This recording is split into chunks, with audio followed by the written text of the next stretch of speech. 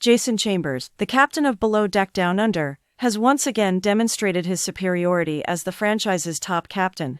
After causing both personal and professional drama on board the Katina, Bosun Wihan Toit was finally fired, bringing deckhand Johnny Arvanitis down with him. Sous chef Elijah Harris unintentionally slipped into a bunk bed and cuddled with Wihan because Wihan was more focused on penning love letters to Adair Worley than overseeing his deck staff.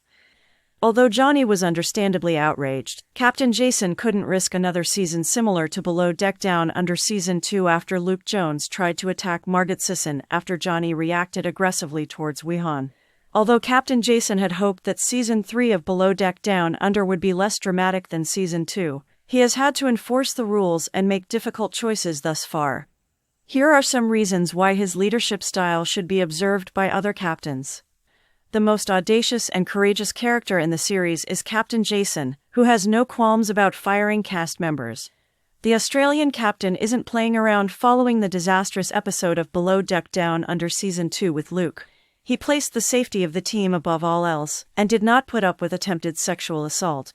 In Season 3 of Below Deck Down Under, Captain Jason used the same strategies when he decided to fire Wihan and Johnny all at once.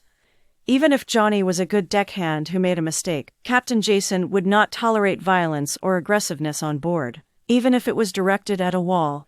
Having crew members who can control their emotions, even while intoxicated or furious, is crucial.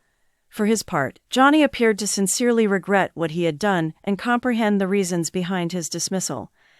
Wihan and Captain Jason had a somewhat more complex connection, but he also appeared to realize that it was time to break things off. Throughout the season, he listened to Wihan's grievances with patience, but he also listened to Chief Stew Lara Rigby's problems and trusted Harry Van Villet's evaluation of his boss's work ethic. Captain Jason ultimately acts in the best interests of his men. Captain Jason knew when crew members needed time to mature, yet he wasn't scared to fire Johnny and Wihan. As demonstrated by his responses to Wihan earlier in the season, he adopts a mentoring style, letting cast members gain knowledge by experience rather than harsh criticism right away. But it's hardly the only instance. Despite Joe Franco's troubled past, Captain Jason gave him another chance. He was given the opportunity to restore himself as a leader once the captain saw his potential.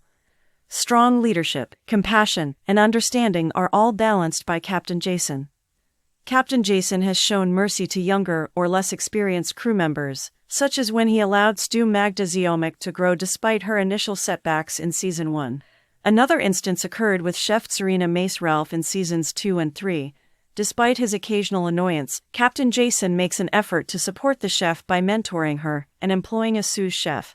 He has also made recommendations to Lara, particularly regarding Stu Marina Marcons de Barros. Captain Jason attempts to mentor his crew members without becoming overbearing.